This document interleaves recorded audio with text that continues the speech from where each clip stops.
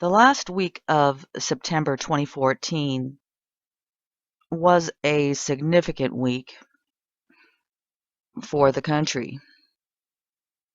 It was said that Jim Traficant died on the 27th of September, which was a Saturday. There's been a lot of articles published about his death, yet none really give any information. Just the same old line. He died of a tractor accident. It rolled over on him, pinned him in such a way that he could not breathe. They transported him to the hospital, where they transported him to another hospital where they induced a coma and ran some tests, they said. There have been a few people raising questions about the lack of information on the death of this notoriously former Congressman, Jim Traficant. At the time, I was going to make a video on it. And, of course, I was researching the news of the area, scouring the internet, trying to find more information on his death, when I ran across a little news blurb on an incident that happened the same day or around the same time that Jim Traficante died. And it struck me as very unusual, not only the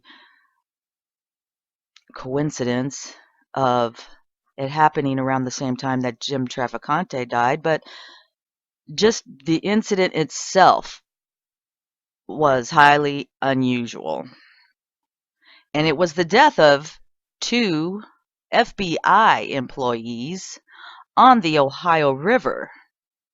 And they say that these two off-duty employees with the Cincinnati office of the FBI, they say they were not special agents, they were employees of the FBI, whatever that means.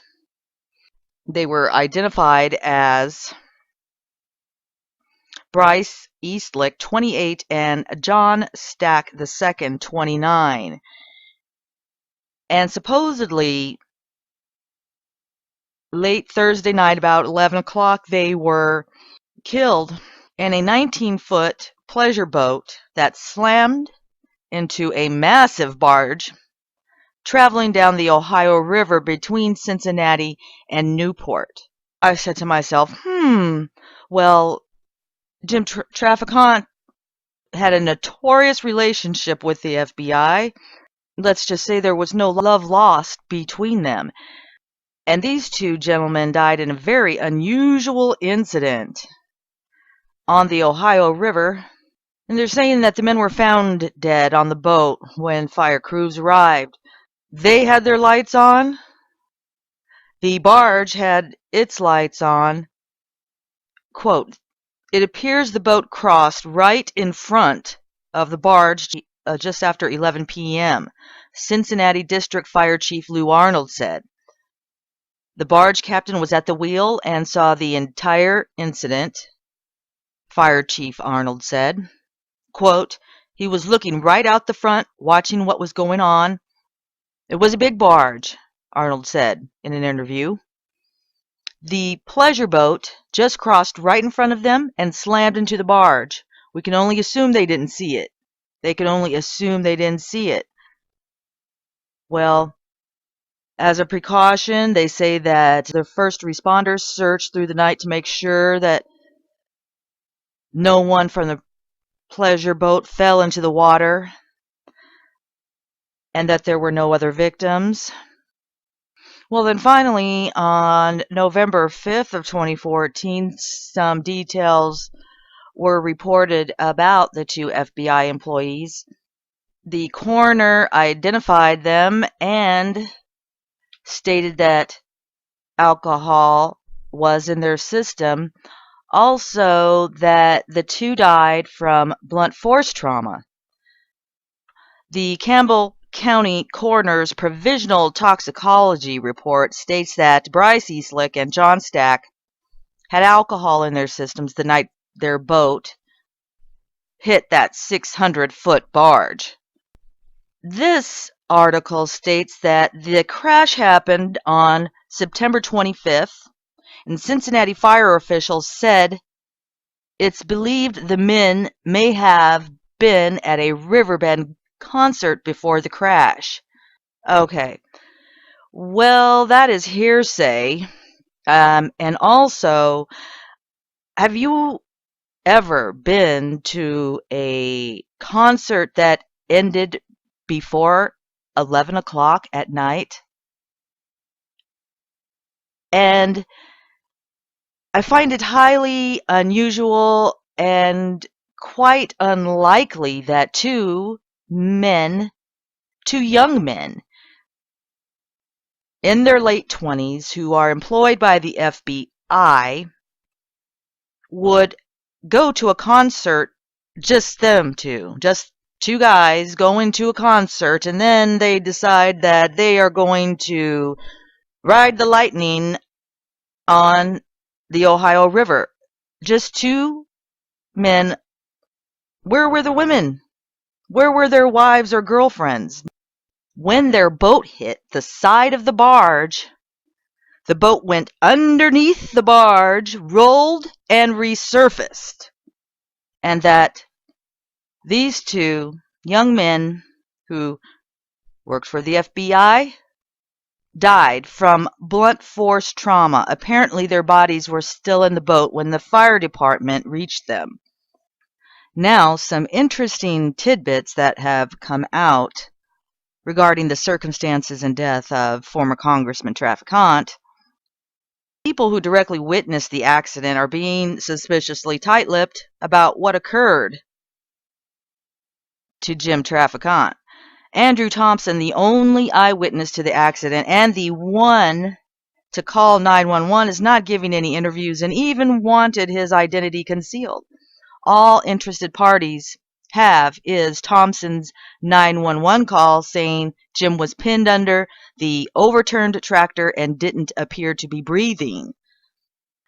And perhaps the most important news has come from the Mahoning County Coroner's office out there in Ohio, which reported that the cause of Jim's death was positional asphyxia, meaning Jim was pinned in such a way that he could not breathe.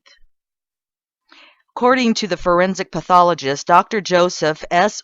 Orr, Jr., who completed the autopsy on September 29th, said Jim never suffered a heart attack prior to the accident, as was widely rumored, nor was there any trace of drugs or alcohol in his system. More significant was Orr's finding that Jim had no crushing injuries to his body, as was reported from sources at the hospital. The official story is that Jim's tractor ran over a blade or scraper, and the front end was elevated to the point that it flipped backward, and Jim remained fixed on his seat as the tractor swung 180 degrees over him.